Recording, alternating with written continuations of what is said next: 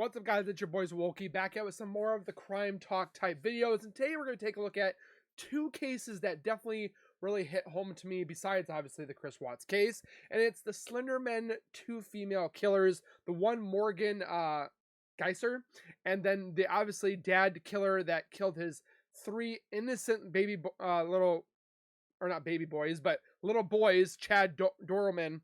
Dorman, I butchered it. I'm definitely bad with names, but we're gonna be taking a look at both of these. One of the cases, which is Chad, the father killer, is wanting to take out or toss his confession. Why? Makes no sense. And then we're gonna be taking a look at now 21 Morgan, one of the females, or the girls that tried committing a heinous act towards her friend to please this mythological creature, SlenderMan. So, if you guys haven't taken a look at these before, it's definitely very grotesque in both cases. The one case has made me cry unbearable because it's a father of 3 that committed the worst act, or one of the worst acts you can do, and pretty much executed his 3 little boys, pretty much to punish his wife or girlfriend. And then the 2 other girls, the SlenderMan killers, tried to proxy SlenderMan by showing their commitment towards him and trying to commit murder for their friend.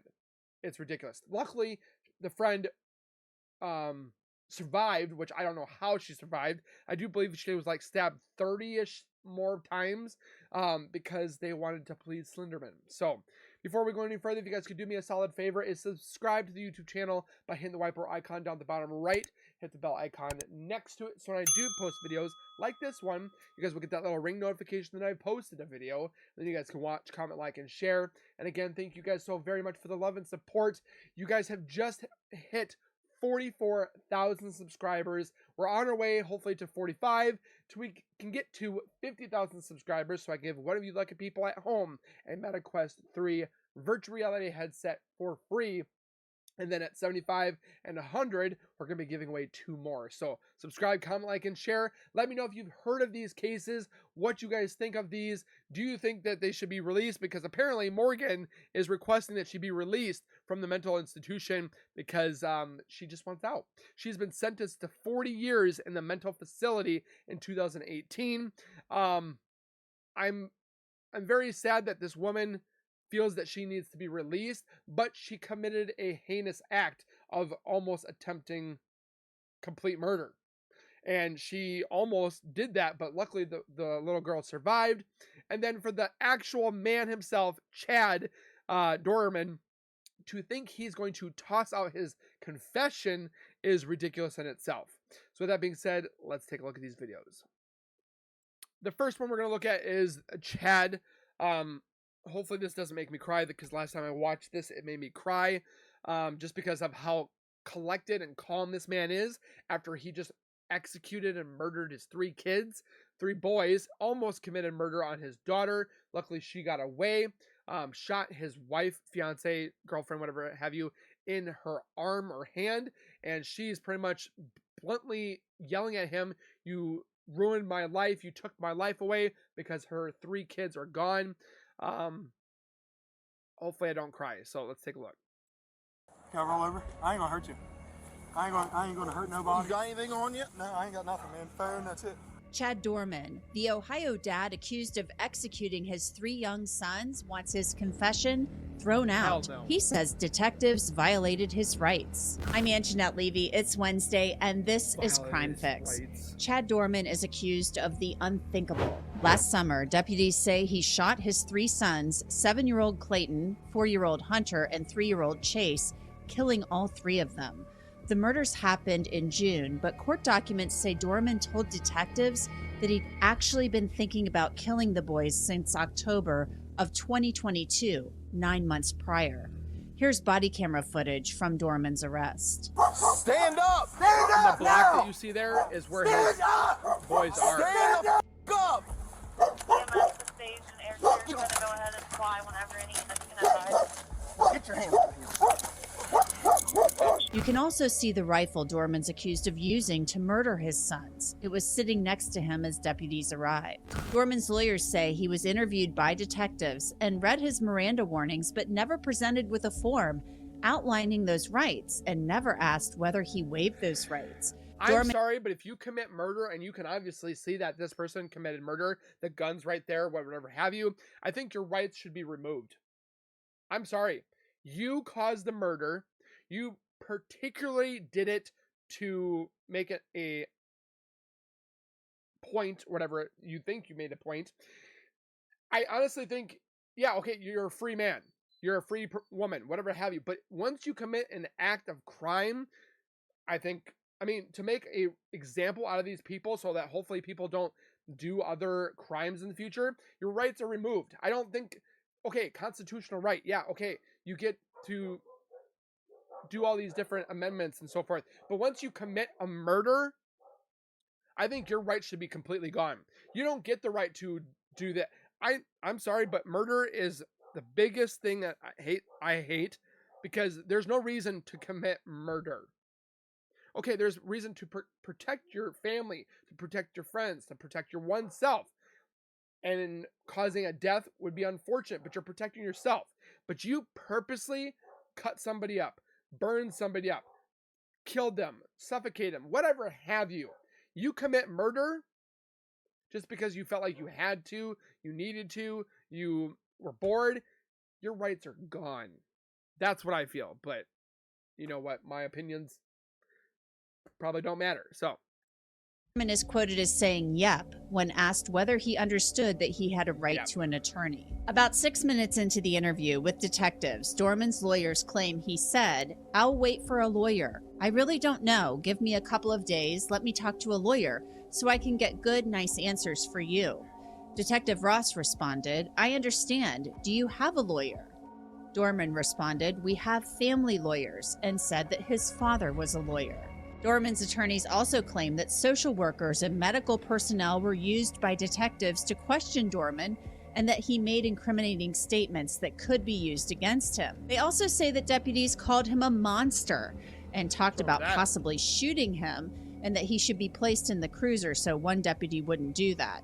With me is Mark Weaver. He's a former Ohio Deputy Attorney General. He's also served as a special prosecutor in several death penalty cases. Mark, what are your first thoughts on this motion to suppress Chad Dorman's police statement?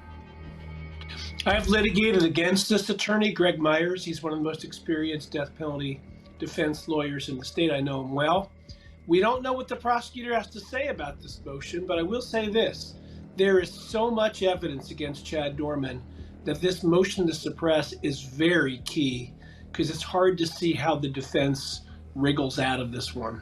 Why do you say it's very key? Because there is a lot of evidence. The cops show up and he's sitting there on the front stoop with the rifle that he used to kill his children. I don't think that's in dispute. His wife and his daughter both gave statements to police about what they say happened. So is this key in sparing his life? How is this key? This shouldn't play into the second part of the death penalty case, which is the mitigation phase. What it plays into is if they can win the motion to suppress, this is just the beginning of what's likely to be an attack on the credibility of the police officers. Are you kidding? There is so much evidence that this man did it. Trust me, I'm a prosecutor. I would vote to convict. But jurors are funny. And so if you have a case like this where the evidence is so overwhelming, by building up a case that somehow the officers are sloppy, that could raise, if not reasonable doubt on conviction, it could be enough to get This is why people think they can get away with murder, is because they get public executions. I'm not saying do them, but I'm just saying when public executions happened, people are more probably subtle to not murder. And now this man might not get the death penalty. He murdered his 3 little boys. For what? He executed them from the back of the head, shot these little innocent boys, and you're telling me because he wants to throw out his confession because his rights were hurt?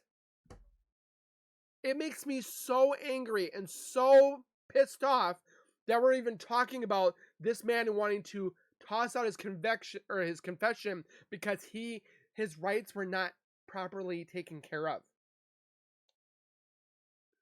For a police officer to say that he wanted to shoot him, I mean, yeah, okay, that's probably a terroristic threat. Okay, I mean, you probably shouldn't have said that. But what else would you have wanted these police to say? Oh, good job, you did a great job. These police officers probably had kids themselves, were pissed off beyond belief. They called him a monster. Oh, that's probably the worst thing. That's probably the least worst thing that this man has been called. This man's probably been treated like crap in prison, which thank God, because he took the lives of 3 little innocent boys, his own boys, that he should have been the protector, the love of their lives as a man role, and he took them away. What? Because he was pissed off at his woman? Get over it, man. Makes no sense. 2 jurors who say, you know, I just don't see going to the death chamber over this. Yes, he should. Let's start with the arguments that Greg Myers... I'm sorry, I'm pro-death penalty. No, is it not our right that in God's eyes that we should commit death penalty? But if you do the crime, you do the time. Not sit in prison getting free healthcare, free medical, free dental, free vision, free... I mean, these guys are able to work. These guys... Stop giving them comfortable living conditions in prison. Make it hard for them. Make them work. Make them make things. License plates, I mean, or whatever have you. Break rocks to make gravel. So, it's too comfortable in prison. Make prison miserable. They get money for their books, so they can buy Doritos and noodles and cookies, and stop. They get TV, they get cats, they get companionship. I'm sorry, but for these people that are... Murder is a big thing for me. And if you murder children, it kills me. You hurt a child. You are a pedophile towards children. You hurt children. Abusing. You kill children. I have no empathy, no respect at all for you, because these children are our future. If we don't have them, the world is going to collapse. We need to teach them what we learned and what we loved and what we had, and pass that on to our children. And for him to do this makes me just... And then for these guys saying, oh, we're just going to do this, we're going to do that, it's making me lose faith in the justice system. Oh, we're going to take time to do this. We're going to take time to do that. We're going to look into this case. The man obviously killed him or killed them. Why are we looking at jurors that are tricky, or the defense wants to throw this out and he didn't talk to put him in a black box, a black container, 3x4, give him the prison loaf, some water, and that's what he gets. Why are we making it comfortable for people in prison? That's why our prison systems are so full. Because they think they can get away with it. They're going to do time for 15, 14, 20 years for committing a murder while that person is dead and gone. I feel very, 100% on this. Why are our jail systems so full? Because people just get slaps on the wrist, serve 40 to 50 years, maybe die in prison, maybe not. They do their time, and then they get out and possibly reoffend or whatever have you. It makes no sense. I'm a genuine father, lover of my fiance, lover of my family. I'm going to do whatever I can to protect them. I'm never going to commit any type of murder ever, unless it's protecting my family, which in consideration, that's not murder, that's protection. But I'm just saying, I'm not going to go out of my way and commit murder. I just don't get it. Myers and his co-counsel make in this, and you're right, Greg Myers is all over the state of Ohio doing these high-profile death penalty cases for the Ohio Public Defender's Office. The first argument they make is they say that he asked for a lawyer. basically 6 or 7 minutes into the interview, they read him his rights, but they don't give him the form. He says he understands his rights, but they don't have him sign the waiver or waive his rights. So how important is that? Plus, they say he mentions a lawyer several times, and the cops just keep going with the interview.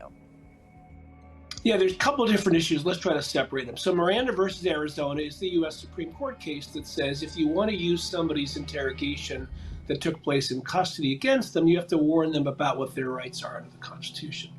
Under Ohio law, and I think it's true in federal law, it's not required to be in writing. It just required that the state can show that there was a Miranda warning, and all the evidence suggests there was a Miranda warning, so that will not be the problem. Well, I'm interested to hear from the state when they finally file their response to this motion to suppress, is what their argument is about this notion that once he mentions he has a lawyer, I think he says it's a family lawyer, or it's someone who works for the CIA. It's a little odd, his invoking the lawyer thing. Yeah, I mean, the whole thing is kind of weird, and he's obviously in an agitated state. I will be interested to see what the state says in response, because it is black letter law that when a defendant who's in custody demands to talk to a lawyer, that the questioning must stop. And so I will be interested to see what the state has to say. Remember, there's two sides to every story, but I do know enough about defense counsel that sometimes the way they phrase things in their motions is not exactly the way it happened. The next argument they make, they say that basically he was being treated in the jail by a social worker and a nurse, and that the police were there at the time, and that anything he said to the social worker and the nurse shouldn't have been within earshot of the cops. So what do you think of that? Any incriminating statements he may have made to these people regarding his mental state or anything like that, the police, the deputies shouldn't have been there with cameras rolling. Yeah, that's contorting the law of privilege. So all of us, when we go to our doctor, if we tell our doctor something about our medical condition, that there is that doctor-patient privilege, and that can't be introduced against you. But I doubt they'll be introducing what hurts on his body. Information that he would say during that time about what he did during the crime is not part of the doctor-patient privilege because it's not necessary for medical treatment. I think that's a weak argument. I think that's just another thing they're throwing out there to somehow suggest that the law enforcement personnel were sloppy or that they weren't following the rules. Another thing they say is that they complain that the cops, the deputies, and, Claremont County, this is not a urban area. I mean, it's a growing county. It's east of Cincinnati, one county east. So, it's more, a little more rural, if you will, but it's become more suburban in some respects.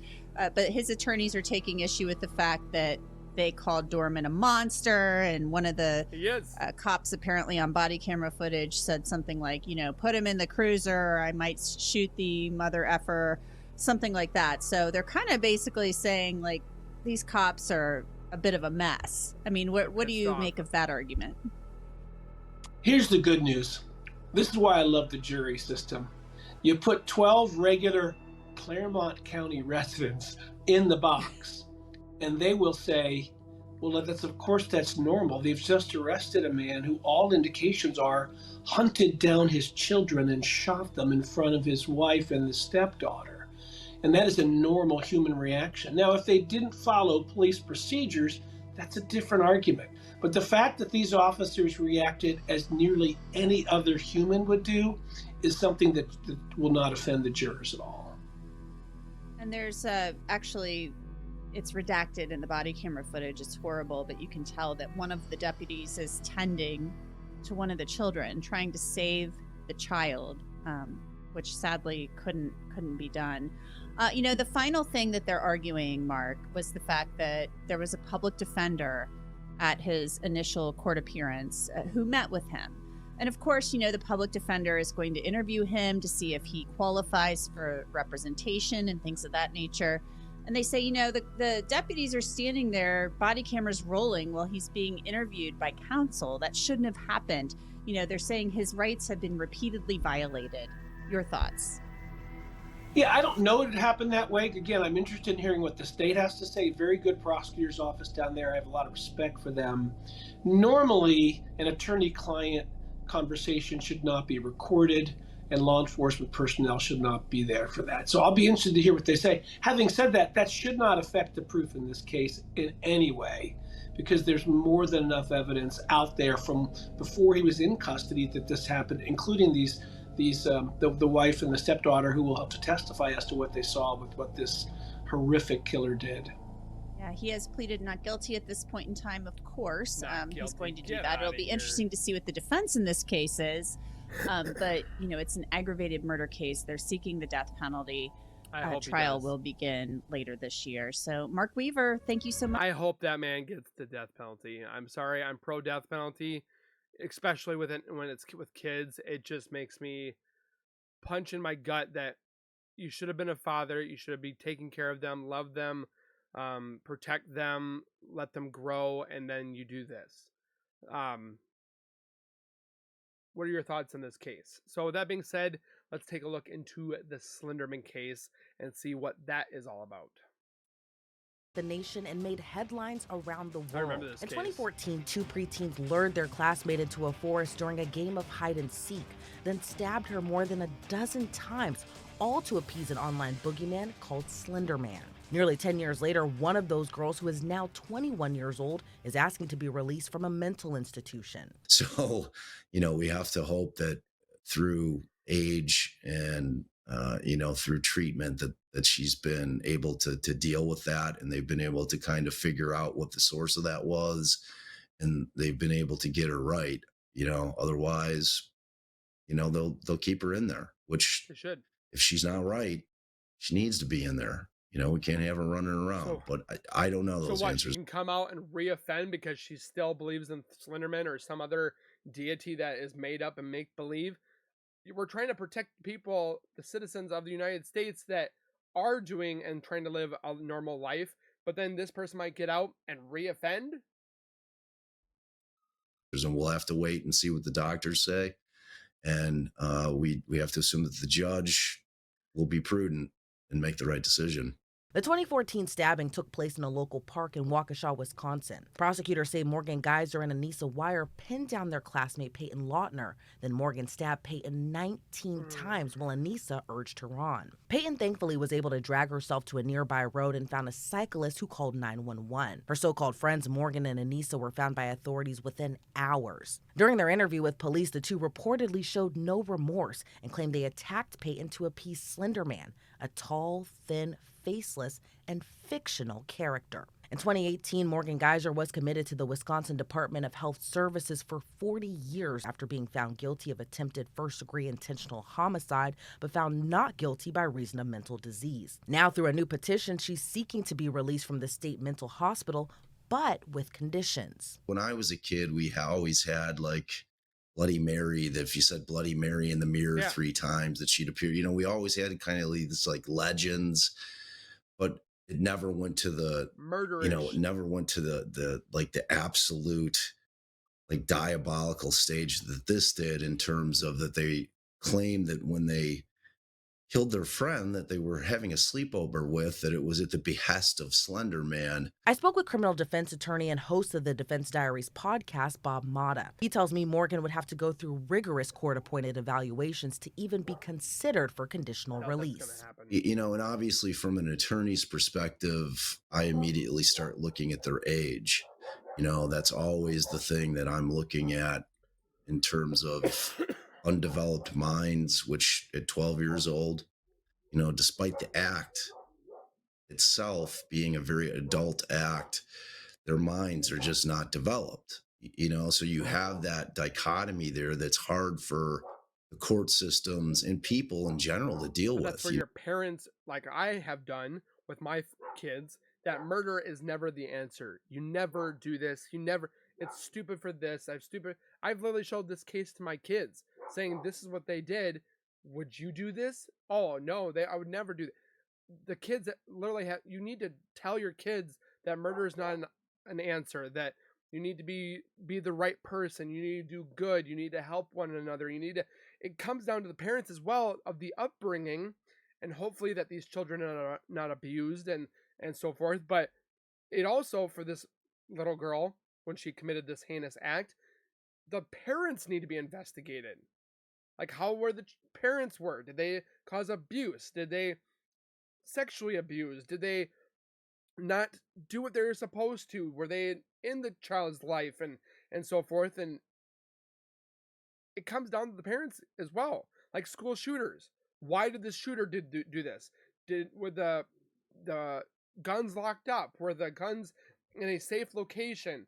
Did they, again, brought up by being told that you never commit a murder, you never kill another student or another person? Or, I mean, you gotta start doing the right thing as a parent by bringing your child up right.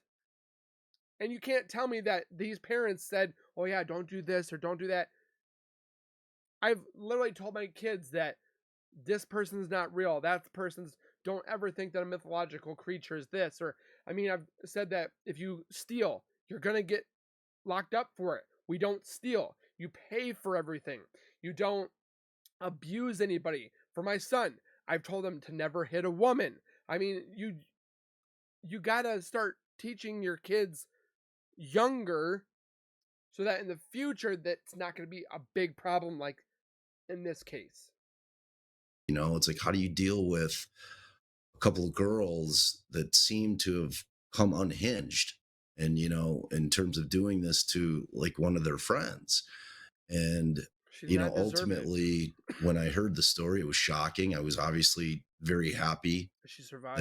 That the victim survived, thankfully. I mean, the way that it works is that the judge will, he'll require that she goes through some pretty heavy duty evaluations from court appointed psychologists and psychiatrists to see if she's ready.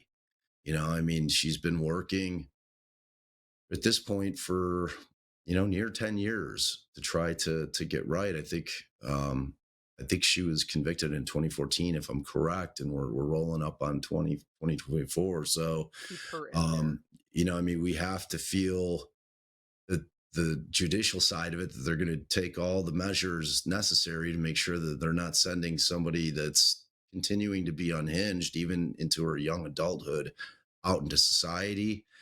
But again, you know, I mean, it always depends on the doctor, and it depends on how much faith you put into psychiatry and psychology in terms of really being able to predict what's going to happen in the future. I mean, it's unsettling, you know. I mean, it makes you feel nervous, and you just hope that the doctors that are going to be evaluating her are going to be doing a very thorough job. Anissa Wire, who stood as lookout during the stabbing, was also committed in 2017 for her role in the attack and granted conditional release in September 2021. Anissa's conditions include being required to receive outpatient psychiatric treatment. She was subject to GPS monitoring, but that condition was waived in September. So could Anissa's release help in Morgan's case? Mata says it's possible. Yeah, I think certainly that they'll look at it. You know, from what I've read, she's been successful with it. She hasn't had any issues. You know, that's obviously going to be something that will be brought up in terms of the judge deciding whether or not it's appropriate for her to be released at this point. You know, but that sticking factor, and we don't know what the state's position is going to be with respect to it, is, you know, again, Morgan was the one that was actually doing the deed. You know what I mean? So like that, it's an extenuating circumstance which could play against her. You know, because it's one thing to kind of tag along with a buddy, you know, that's your friend and peer pressure and whatever the case may be. It's another thing to be the actor, you know? So we'll see. I mean, it certainly can't help but that she's going to be able to have a normal life. If they're going to be able to get a normal job, a normal family, a normal relationship, if they know who these people are. I can tell you, I wouldn't go after a murderer, a person that tried to attempt murder. Would you think you're going to be hired because you are a murderer or an attempted murderer? I just don't see them living a normal life. Seem to be able to adapt, but as far as Morgan goes, I mean, we'll have to wait and see. And again, it's really going to boil down to, you know, powerful evaluations have to be done. These just can't be check the boxes and like, yeah, she's good to go.